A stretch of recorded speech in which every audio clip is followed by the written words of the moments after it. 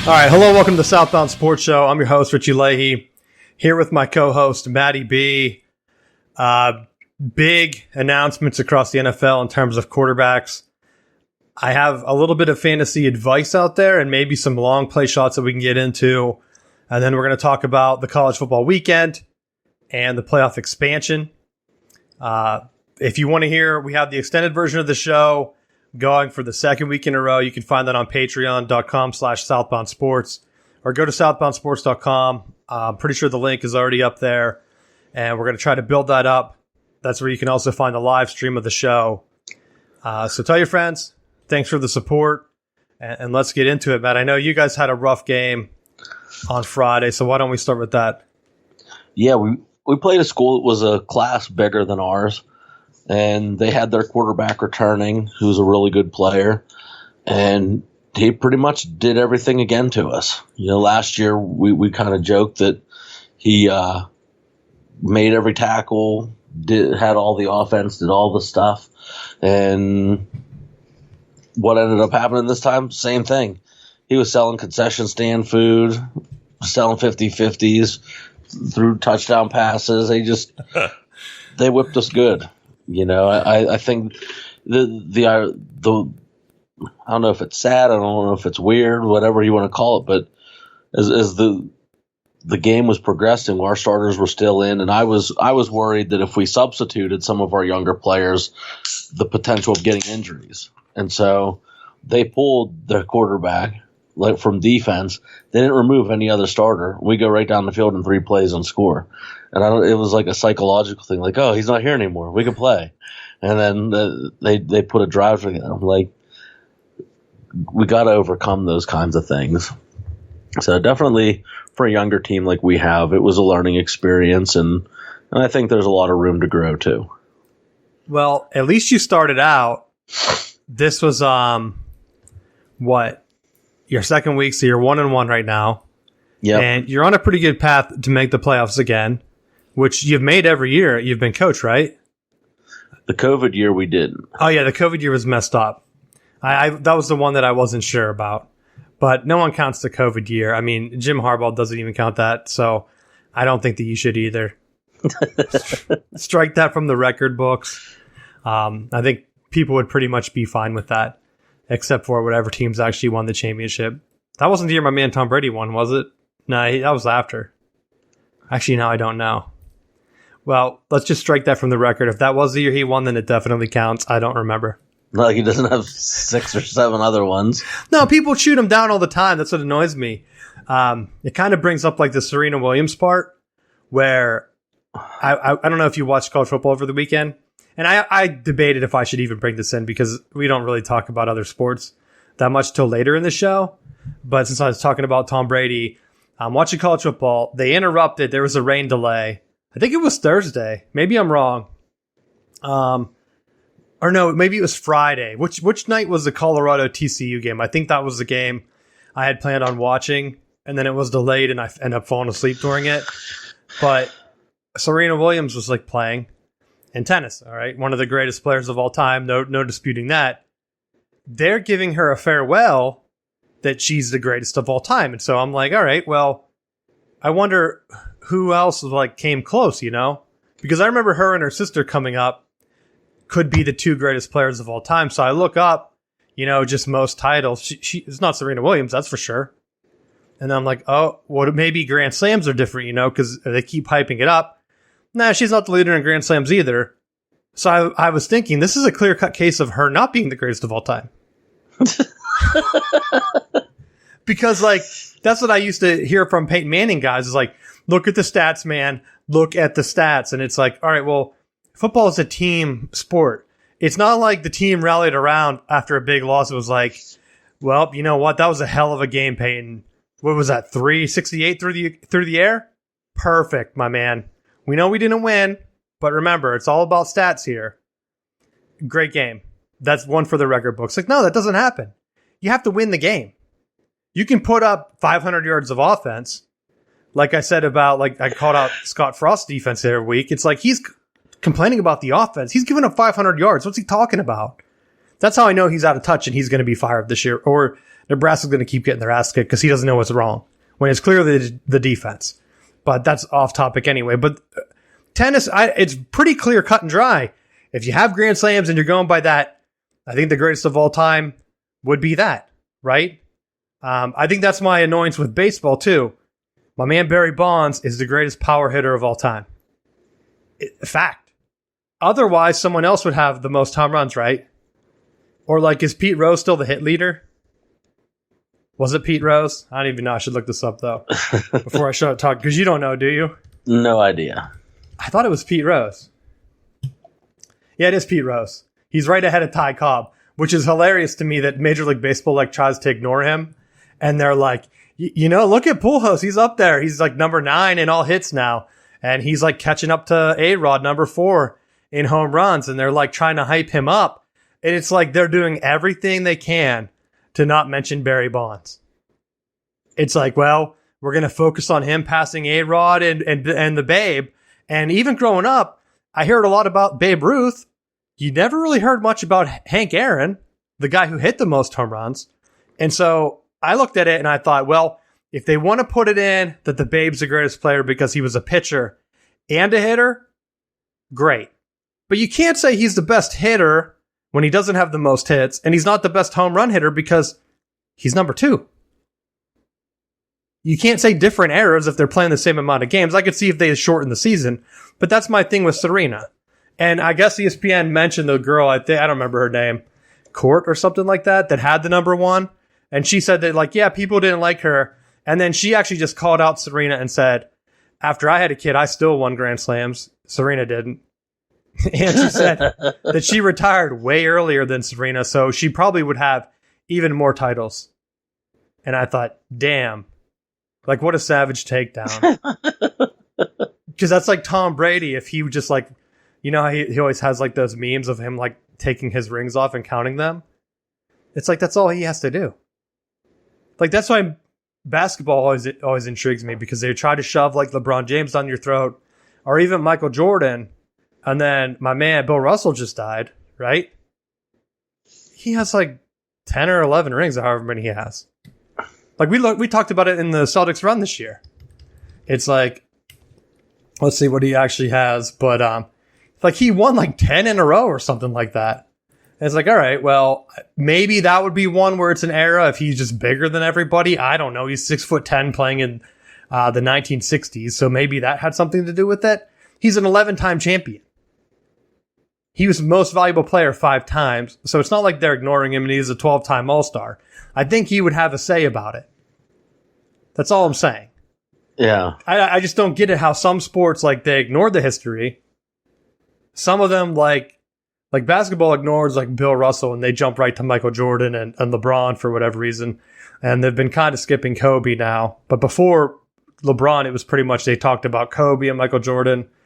And then tennis is all, like, in the now.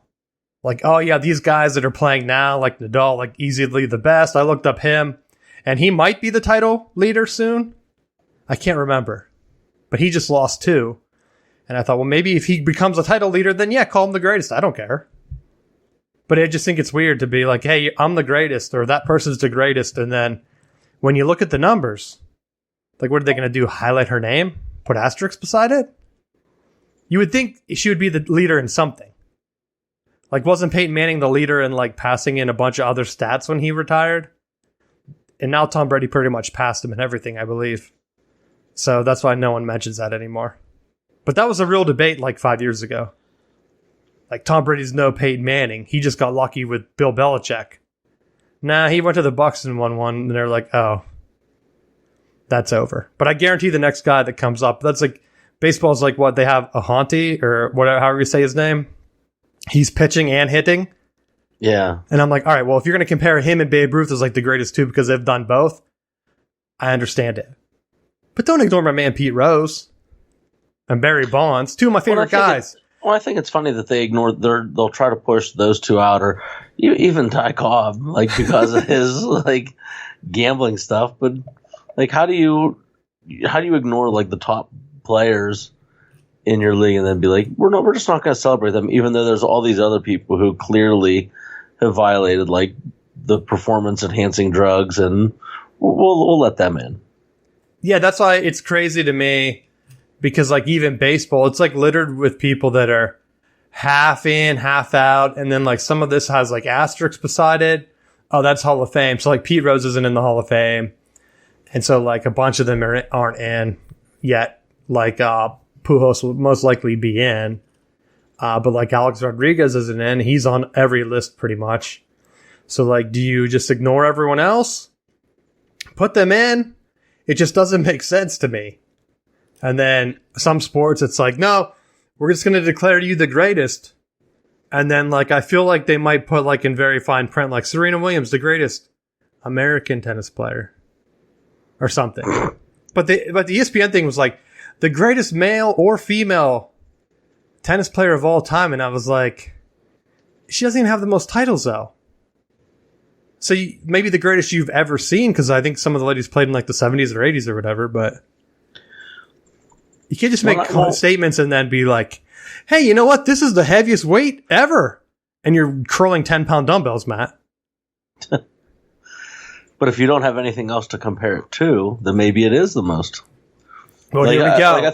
But I think when you look at like even when you go back to like the old AFL days, like Jim Brown was like an unstoppable force at running back for Cleveland. Like they went through that string where Otto Graham was the quarterback and he was the running back or fullback, and they won like 10 consecutive titles or something like that. Like it ended up like folding with the merger, but like they have that type of run where all of those old films show.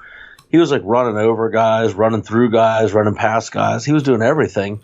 But because it was like in the early part of the 60s, it's just kind of forgotten about because of like the more modern style of play. Yeah, that's a good point to bring up, that my Green Bay Packers as an owner, we actually have 13 NFL championships, Matt. They just cut them off with Super Bowls, which is kind of a ripoff, you know? I think they should all be celebrated. So we'll put that in there. I don't know if Cleveland's on this list. What do they have? Like 4. They lost 6 of those titles, Matt. So maybe that's your issue. Although I don't even know if that's the same team, because a lot of teams bounced around back then. So Cleveland's also listed as St. Louis and Los Angeles Rams. And then there is the Browns, which also have 4. So I don't know what that original Cleveland team is. Oh, that might have been the Cleveland Rams. So maybe that makes sense. Because like then you had the Boston Redskins, which is crazy because Boston had the Braves and the Redskins. And then they were like, no, you guys got to move to a different city. We can't have this here. Don't you remember the Patriots won this? The Braves got to get out of here. That's their push out. But kicking into it, Matt, I know we talk about like hype of some of these people. What about my boy Mitch Trubisky? Hyped up. The offense is even better than last year. Name the starter. How confident are you that that's a real thing? I think it is. Like, I don't think there's a doubt about it. That he's better? Yeah. Than Ben Roethlisberger? Yes. And I'll agree, and I'll tell you why. It's not 2004. That's all you have to say. Mitch Trubisky, I don't have any confidence in him. Now, granted, we did record a draft show. I still have to go through and cut out a bunch of dead space, so I haven't released it yet. I'll probably release it sometime this week. But I ended up drafting Mitch for $1. I put him up. It may have sounded like I wanted someone else to draft him, but now we're going to play it like I drafted him because I know something. I knew the Steelers were going to pick him as the starting quarterback, which happened. Come on. Listen to the show. Get some good football insight from me. I knew that was going to happen, and I said maybe he'll trade out later in the year. But there is a good chance that now, in a competent type offense that the Steelers might have, he could be okay. They're going to have to score somewhere. He does have Najee Harris now. I mean, it's not like the Bears have been lighting it up since they got rid of him, right? Fields still has issues. The Bears aren't known for scoring or high-powered offense. So put him there, he might be better. And it's my same beef with Russell Wilson. The Broncos decided We like our franchise losing late in the season. We're going to extend Russell Wilson because he's old. And he's fallen off for the Seahawks the past 5 years. Do they think that the Mile High Air is going to just invigorate him in December where his arm doesn't feel like rubber? And he's going to be able to throw it? I mean, he had Metcalf, some of those balls like running wide open, just underthrowing them. It's like, what are you doing, man? Get out of there. It's almost like they need a pitch count for some of these guys early in the year. And honestly, I'm surprised the NFL doesn't do that. That would really screw up some fantasy leagues, but I think the pitch count could be a thing to save some of these older quarterbacks, but just get yourself suspended. Tom Brady did that. Get suspended, then you come into playoffs, you're all fresh, you're like pissed off, you're like, yo, get out of here. People, you wanted to keep Derek Carr or Jimmy G or whatever on their team, get out of here. I'm going to light you up, you fool. That's how Tom Brady acts. Ben Roethlisberger's like, I'm okay, I'm feeling healthy. The ball's just, it's a little slippy out here. It's like, Ben, just retire, my man. That's how I feel like Russell Wilson's going to be.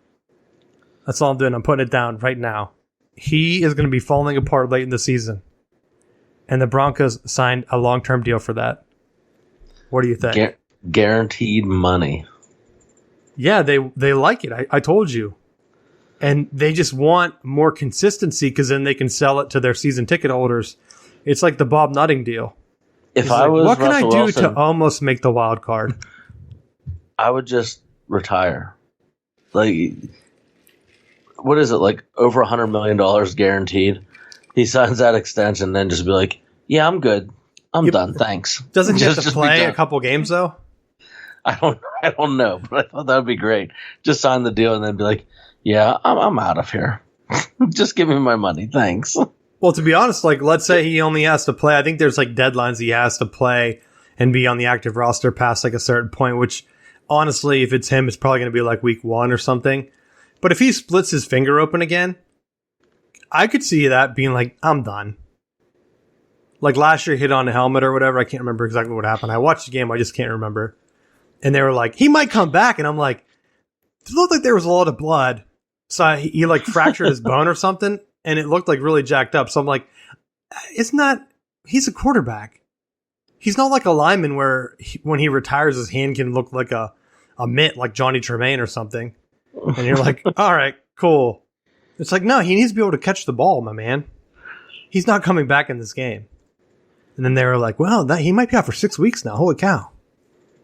That's what I'm waiting to see. Like, how does he come back? But back to your point on Trubisky, I can remember when the Bears drafted him out of North Carolina, way back on our podcast, we said he could be successful if... I said he was going to be garbage. And I said he could be successful if he's in the right system, if they build it around him.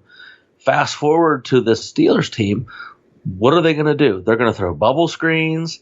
They're going to hand the ball off. They're going to play action and throw quick. It builds right into what made him a first-round quarterback. I just want him to throw a couple touchdowns. Don't throw any interceptions for a couple of weeks because I got to get my man Deshaun Watson back.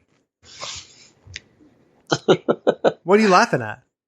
He may end up being your better quarterback. Period. What do you mean, might?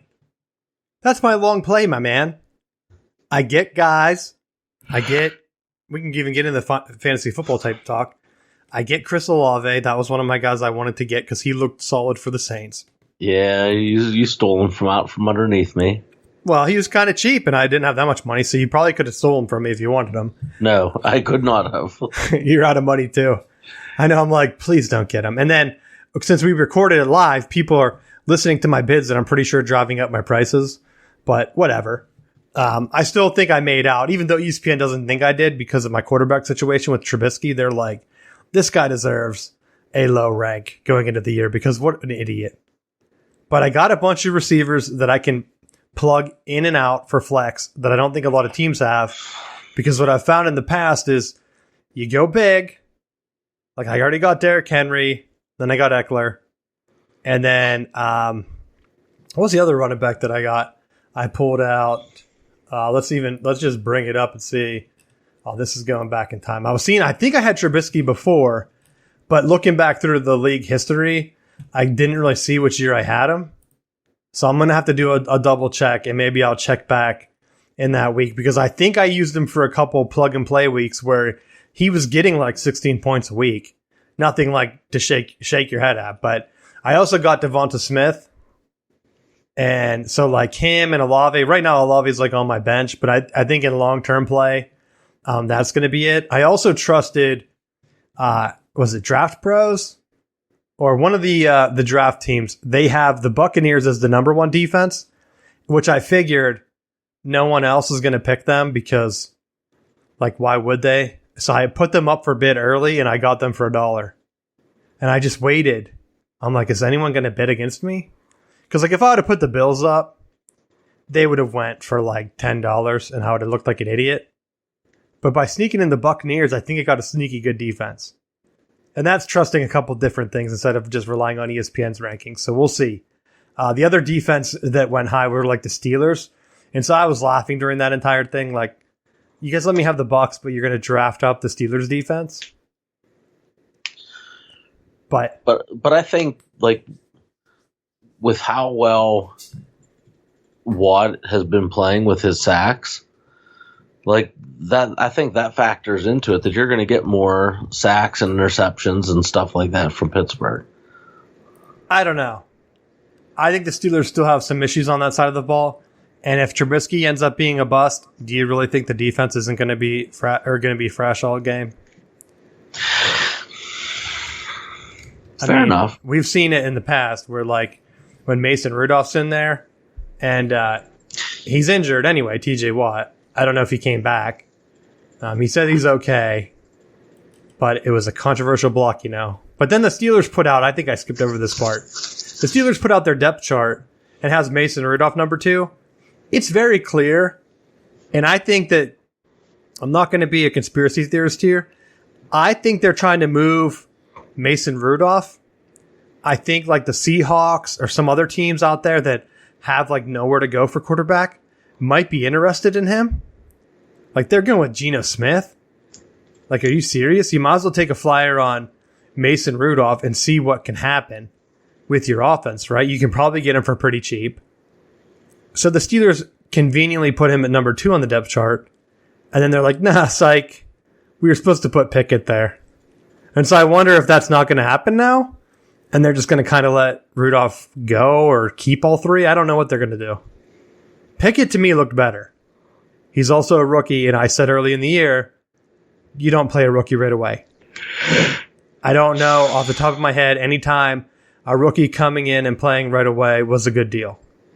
Would have been Kyler Murray. I mean, Lamar Jackson, did he play right away? I don't know. I don't know off the top of my head. I don't think. A lot of the big time guys haven't played right away. What about Josh Allen, though? Or was he behind Tyrod Taylor? Who did the Bills even have before? Yeah, Tyrod Taylor. Good call. Well, I keep a list of the 3 Florida State guys in the NFL, that just in case you bring them up, so I know who I'm talking about. Wow. Every time a running back comes up that went to Florida State, I'm like, that guy has a history of injuries. What are you laughing at? You know that's true. Cook, Cam Akers. I'm like, oh my gosh. And then you're bidding him up. And I'm like, this is dangerous territory. What are you doing, Matt?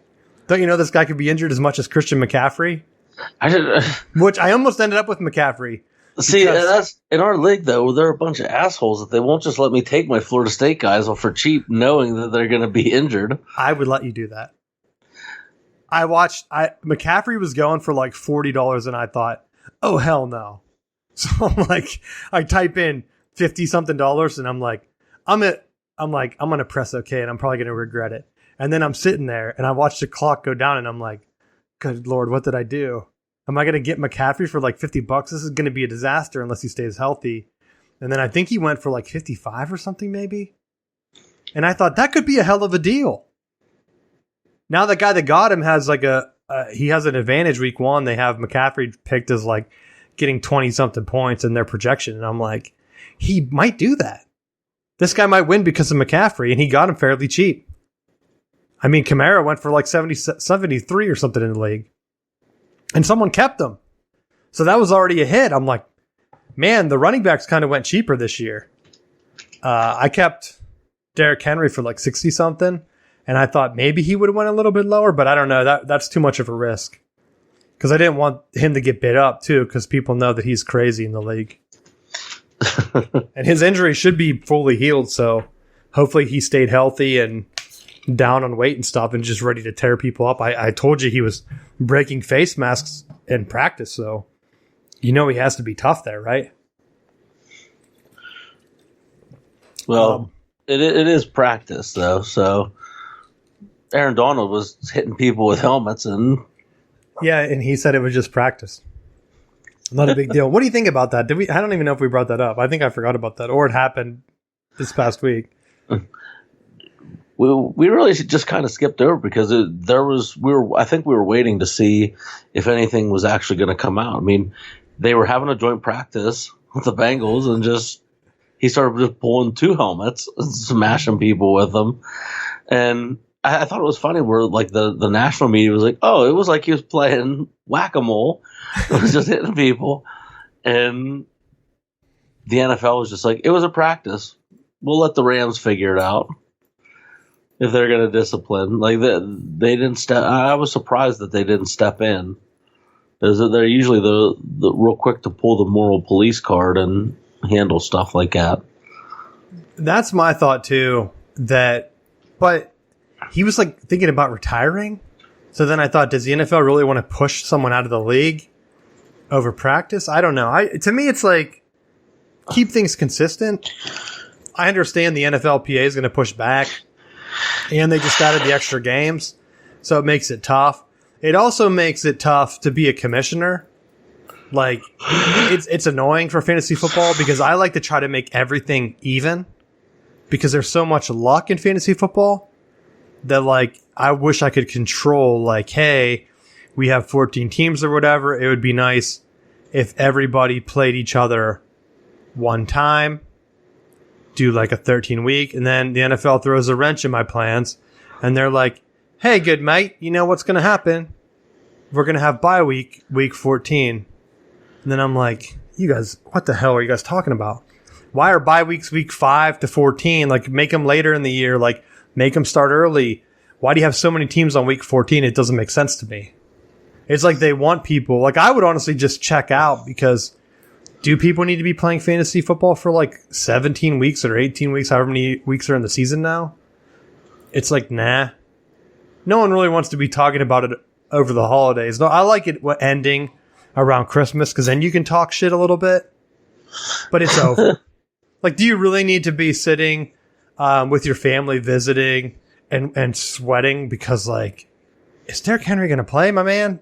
He hurt his foot. Did they activate him? Is he able to play? And then people are like, you seem upset. Did you not get something you really wanted? And I'm like, yeah, a healthy Derrick Henry. And they're like, what is that? Is that a painting? I'm like, no, get away from me. And then they're like, why are you like this? You're ruining family time. So that's what I like to try to keep it fair. And do you think the NFL would realize that fantasy football really keeps their stuff relevant for people that typically wouldn't watch? Like, let's be honest. Would you be watching a Jets game, Matt, in the middle of the year? No. If you had a player on their team, might you watch? Yeah, if you're unlucky enough to get a Jets player. I didn't. That's why I'm going to win more games here because I don't have any Jets on my team. I almost got Breece Hall, though. I was like, oh, Breece Hall's going to be my guy. And then ESPN screwed me because they were like, we'll give him a $25 value or something crazy. And I'm like, he hasn't even played yet. He plays for the Jets. He should be $2. I should be able to pick him up in free agency if I wanted to. Like, what are you guys doing to me? Zach Wilson's hurt. I have a good backup quarterback situation here. I'm starting Trubisky. I also have Trevor Lawrence on the bench. And then I have Deshaun Watson, which, to be fair, I honestly thought I could stick Deshaun Watson on the IR, but it looks like ESPN's blocking me out. So I might not be able to do that. That might hurt my bench a little bit. So I'm praying that no one gets injured. I also picked up Alexander Madison for cheap, the Minnesota running back, because I figured Dalvin Cook would get injured, Matt. That was part of my strategy. That's why I brought that up earlier. That's your opinion. So if people are looking for cheap ones, and I know most people don't have like an auction waiver, so you get if you're like 10th, you're not going to get them. Get them now. Take a look. Who's Christian McCaffrey's backup? Get in early. Get in early so you're not bidding $80 for a free agent that you're not going to use. Because they're like, oh man, he split carries with some other guy. Why did I spend all my money on that? So that's my my free agency thing. So now I'm getting all kind of alerts for this live stream. So hopefully it's working. I was laughing during our, and I brought it up on our fantasy talk, that I put Kyler Murray up, and I put him up on our auction for $12. I just thought, oh, people are gonna be bidding him up, so I'm gonna at least start where I think the bidding would probably start to pick up around.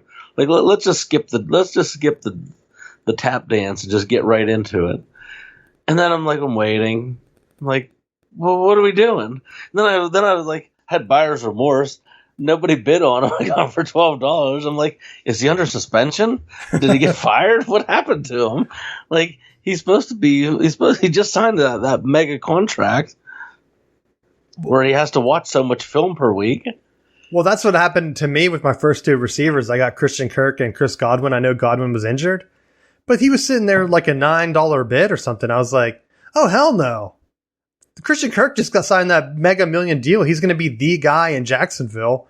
I'm not letting you get in for $9 or $10. And I think I ended up winning both for $12. And I'm like, all right, come on, guys. I'm poking the rest of the league. Come on, bid him up. ESPN says he's worth $18 to $20 or something. And I'm like, I guess if I'm going to get him for 12, I'm not going to complain. Because I had Kirk. He actually kept my team alive and helped me win a playoff game last year. And so I was like, we'll see. That's another. That was with my quarterback, Kyler Murray, keeping him going. Well, I was going to bring up Rondell Moore didn't go in our league. And I've actually used him as a serviceable receiver. Hopkins is still out, right? So if you're looking for a quick pickup at wide receiver, Rondell Moore might be one to take a look at. I don't know how he's going to fit into the offense out there, but Kirk's gone. I think Rondell Moore might take some of those snaps. I could be wrong, but that's what I'm thinking for another pickup that's most likely available. I think Hopkins will go off because he'll have that Tom Brady where he gets to sit the first 6 weeks and just relax. And then when he finally does come back, he's not going to be banged up from everybody tackling him. He could come back like Le'Veon Bell, though, and just be out of sorts. Just come back fat and out of shape. What was that old Alabama player that came back out of shape? Was that Eddie Lacy? Yeah, he was with the Packers. He had the contract that he had weekly weigh-ins. I know. Great stuff. Anyone else you have? I took a flyer on Stevenson from the Patriots because I kind of like Mac Jones. I was going to pick him, and then he went. People are bidding him through the roof. But to your point, why are you bidding for Mac Jones when you could have had Kyler Murray? It makes zero sense.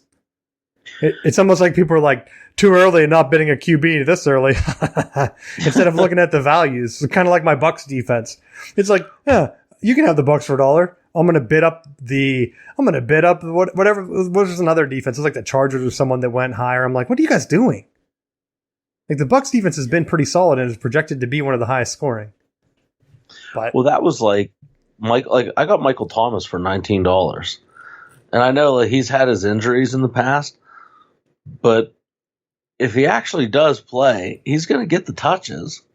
The Saints have shown that they're willing to throw the ball, and Jameis started the year off well.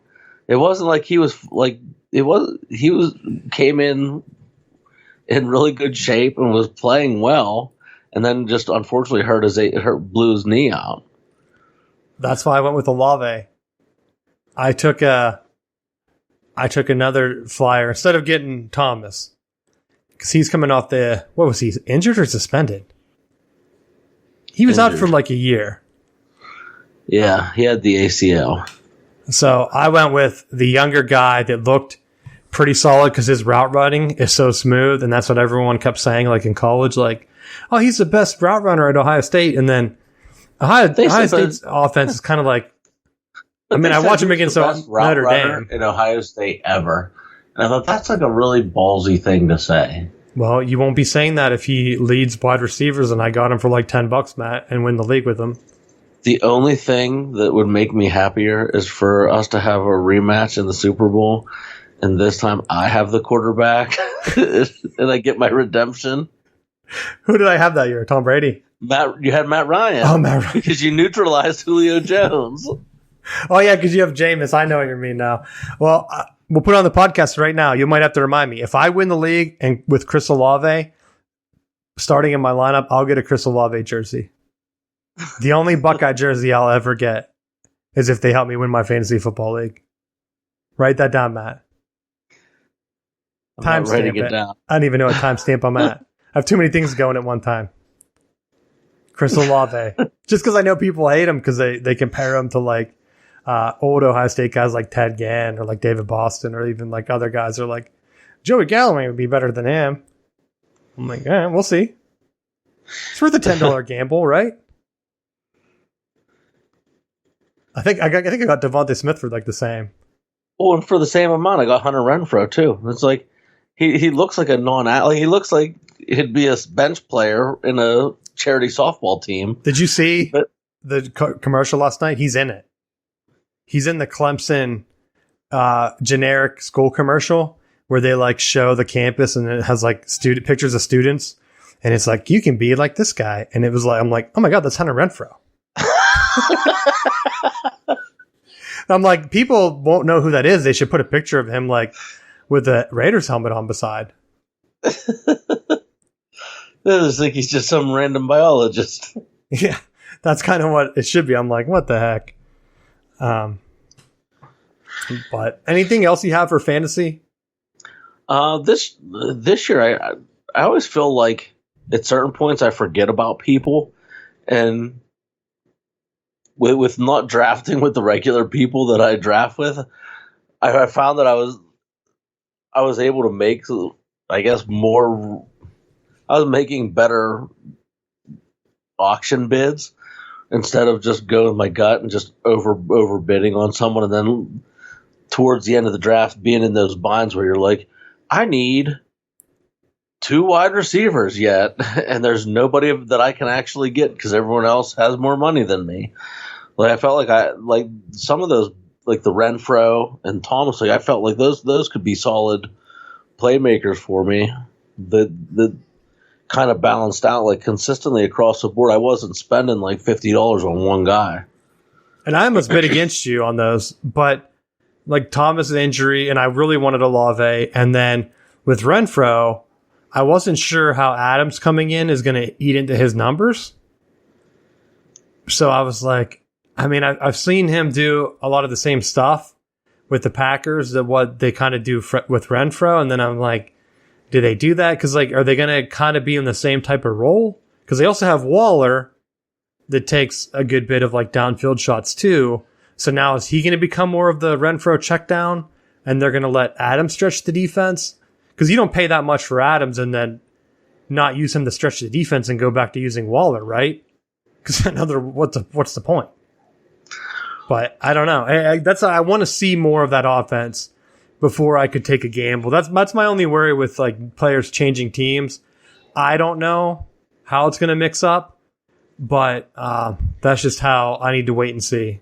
And I was looking at Jacobs, and I got outbid for him because ended up being too pricey. Yeah, he went pretty high. But it was like he's in a contract year. And then I liked what I was seeing out of Zamir White from Georgia. And I like sometimes rookies are a hit or miss coming out.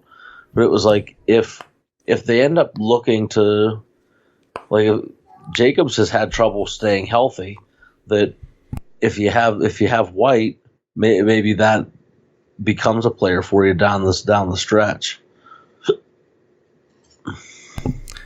Yeah, that's the one thing with like the rookie running backs that I'm not really sure. And that's why, like, Breece Hall, I know if he's going to be the Jets' number one, like, why would you bid on him? He looked good to me, but you don't know. Zamir White, I also, like, I kind of like trying to find a guy like that you can get early in his career for cheap, knowing that he's behind, like, a Jacobs type, and then wonder, like, is he going to take off?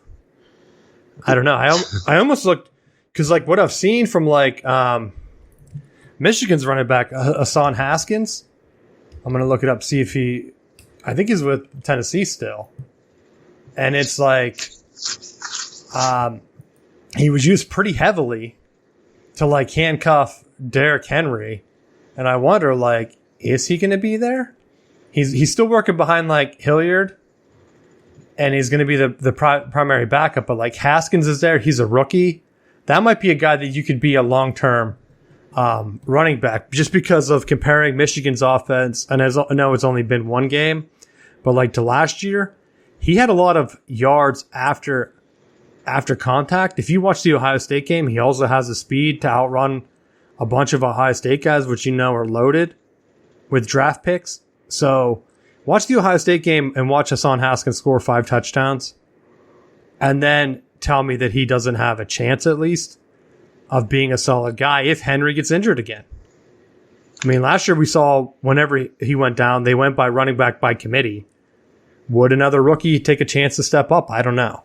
It's not worth the pick right now to me, but if he goes down again, I'll put it out there that maybe you don't overbid on Hilliard. Maybe you just go right to Haskins and see what happens. Because if your season's going to be in the shitter for losing Henry anyway, maybe just take a shot and see, like, hey, he might eat up a bunch of carries, especially at the goal line if he's going to be more of the power back. But that's another rookie just because I'm familiar with Michigan and how he played last year. I know that, like, a tough runner in the NFL eating those goal line carries is going to get you points as long as he's getting the goal line carries, right? Yeah. It's like you don't want to be like, hey, what's the team? Like, they had the one guy, he would always run down the field and then they'd put in, like, the fullback or whatever every year. It's like, what the hell? I can't remember who it was on my team, but it was always like, just score. Like, I'm watching him run from, like, the 10-yard line. I'm like, please get in, because I know you're going to be coming out if it's within 5 yards. And then I had so many nightmares. It was like one of the first years we played, I think. I'd have to go back and look at my team. But I know other people can relate because every team probably has a hit or miss setup like that. Anything else you have for the NFL before we switch gears? No. All right. Getting close to the end of the show, kind of. We're going to see, like I said, we're trying to use a new format, trying to keep the regular podcast low. I also started a spin-off podcast. I don't know if it's on every platform yet, called the College Football Kings podcast. Shorter episodes, hoping to be more frequent. I think there's like 4 or 5 episodes I recorded last week. Kind of got into the playoff expansion already. I'm going to give some thoughts here. And then, like I said, sign up to the Patreon, southboundsports.com. You can find that link, or I think it's patreon.com/southboundsports to get the extended version of this show. 2 separate feeds. So, like, the College Football Kings podcast is never going to be on the Southbound Sports Show feed. If you're on the Patreon, you're going to get the episodes uncut, a longer version. So we kind of have just some extra topics that we hit on. So sign up there. Great extra content. But let's get into the first one from this past weekend. We like to compare the conferences and see how they're doing. I want to say that the Big Ten and the SEC both have no out-of-conference losses yet. They're the ones that are kind of head and shoulders above. SEC has more impressive cross-conference wins with Florida taking down Utah. And what was the other big one? Georgia dismantling Oregon. Yeah, Georgia killed Oregon. And to be honest, it kind of gave me joy because of all the Oregon fans saying, like, if we joined the Big Ten, we'd be the best team. There's no way. I know you beat Ohio State last year, but just in terms of, like, recruiting and talent, Michigan didn't look that bad against Georgia.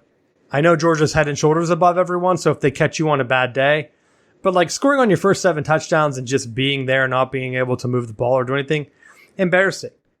And to put on top of that, your school has representatives in Chicago begging the Big Ten to take you. And that's what you showed? Like, what did you do to the Big Ten? You're like, hey, did you guys play any games we can check out this year? Nah. Because you didn't. And then same with like Washington going to the Big Ten front office and begging. I think the Pac-12, to me, is done. Looking at the other conferences, Big 12, I think they only had one loss. It was the West Virginia to Pitt. So I would say that was a pretty big win for the ACC. You also had Florida State. We got into this a little bit on the extended podcast, so we'll get into your thoughts on Florida State here again in a bit. But that's a big win. I also said to you off the air, or maybe this was on the College Football Kings podcast, that I had a feeling that Florida State's not quite there yet. And I really hope that at the end of the year, we don't look back at that game and say, well, that was a battle of 2 5-7 teams. And like Norvell ends up getting fired, right? Like he has to make a bowl game. Brian Kelly throwing his players under the bus, that seems like they're going in the wrong direction. I do expect an apology to me, though. Matt, I'm waiting for it. Because I looked at the rankings today. And guess who's ranked like 28th? Receiving those votes. I told you, Florida State's going to be ranked. No. They're already there. What would they be? 26, 27, 28? They're 30th on the AP. I don't know where I'm not counting. People don't come to the show to hear me count. But I'm saying, maybe they do, Matt. They click on the wrong thing. They still have Oregon ahead of them, which, come on, get real. But I will say, Florida State's right there. They're dying to put them back in. Because the AP already had ACC, to my mind, overrated. Like NC State, they still have it ranked 18th. I'll be honest, NC State looked like garbage. There's no way. Like if I'm looking at this with a fresh set of eyes, I would have Florida State above NC State. There's no reason in my mind that Florida State going into this next week wouldn't be the favorite against NC State. NC State should have lost twice. ECU missed the extra point to send it to overtime. Then they missed a game-winning field goal. And I'm like, what are you doing? And then same with App State. The guy's wide open going for 2 to win the game. He just overthrows them. Should have beat UNC. Now, I don't know. North Carolina is still receiving votes. I don't know. Is that guy drunk?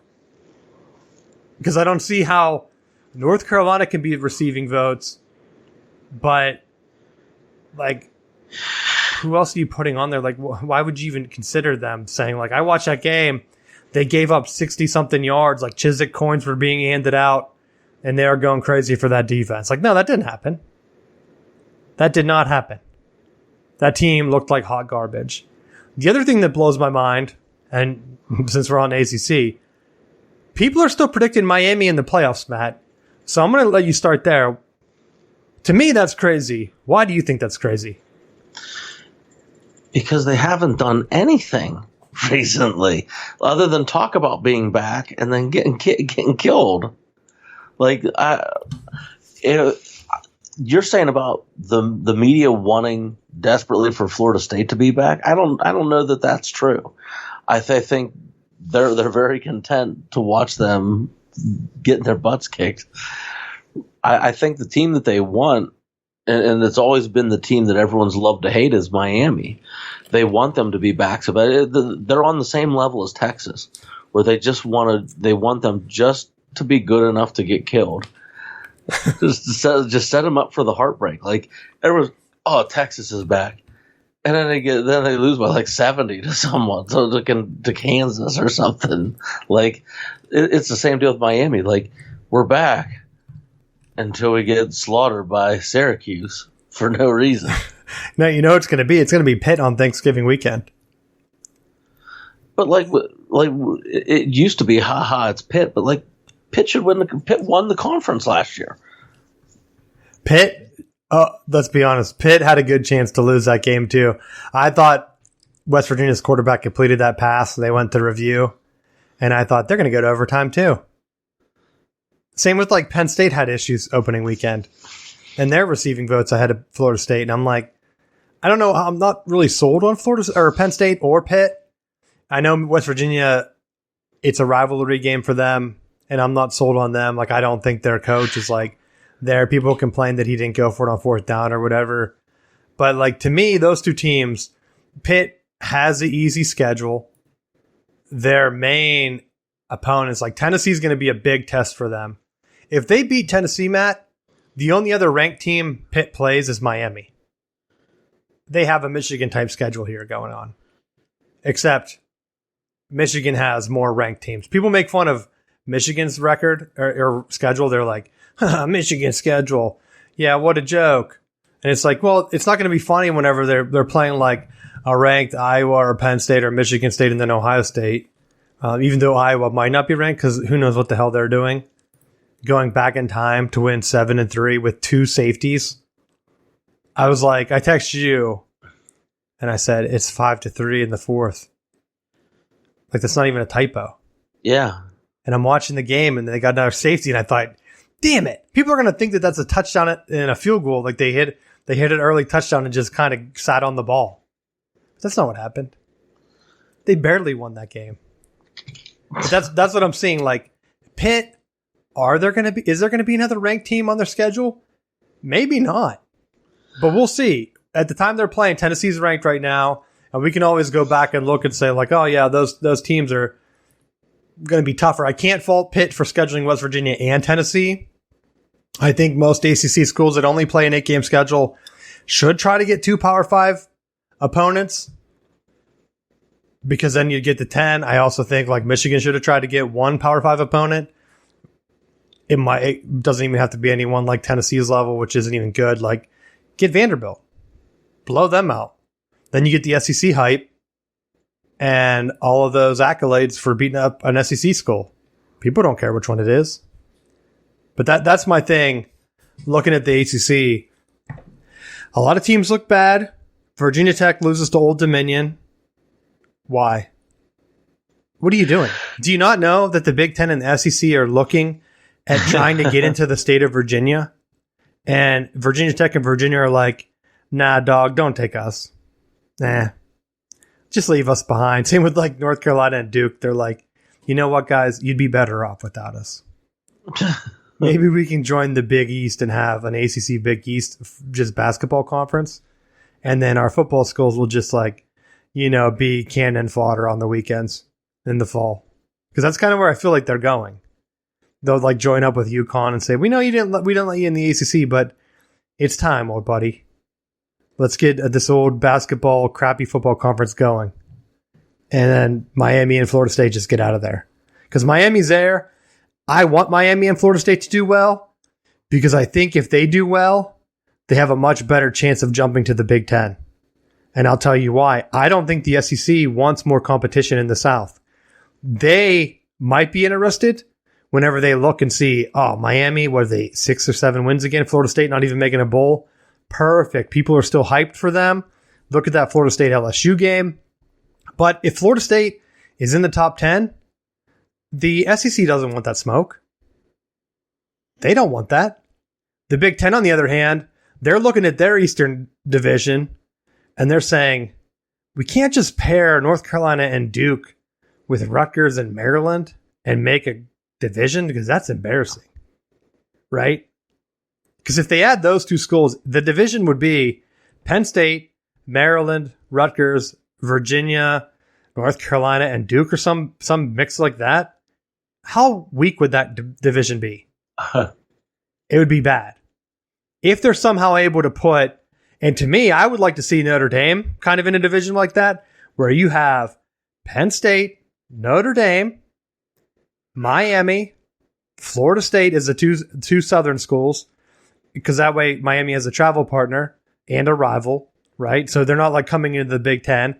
Notre Dame also kind of has a rivalry there with Miami, so does Penn State. That would be a hell of a division.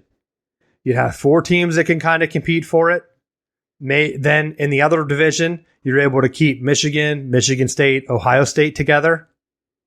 And so you're having football powers in both divisions. Out west, you also have, USC now, Nebraska, hopefully one day, maybe. Then you could throw like Wisconsin and Iowa out there. And I think you would have 3 divisions that have national championship contenders. You just would. It would make sense.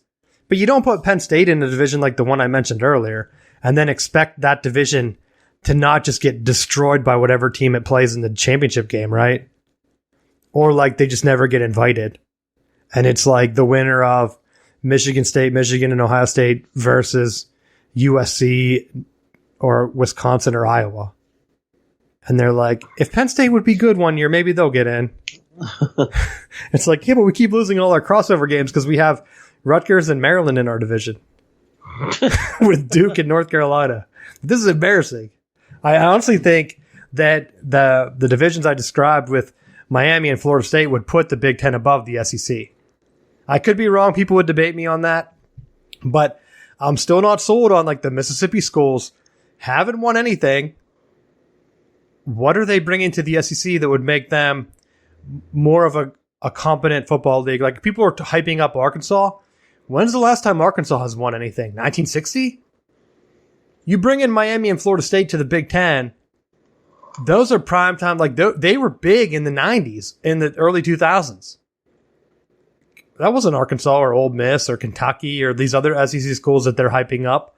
Ole Miss, Mississippi State. I don't know if I said them again. Tennessee even was in the 90s. So like they try to hype up Tennessee. How about we just give you a better Tennessee by bringing in Miami or Florida State? That's why, even though the media is hyping them up, I don't think it will happen. I told you, Matt, you're saying they don't want Florida State to be successful. A lot of the media is still up north. That's why the Big Ten makes the most money. I think secretly they know that if Florida State gets that hype, gets that ranking going, and Miami gets that ranking going, it's a lot easier sell to the presidents of the Big Ten by saying, look, you guys like the money? You like the money. We bring these guys in, we're going to keep the money. We're going to keep the money. So we'll end the show here. I'm going to get your thoughts, Matt. Stay on. If you want the extended show, go to patreon.com and you'll be able to get that. But we're going to wrap it up here. So thanks for listening, and we'll see you next week.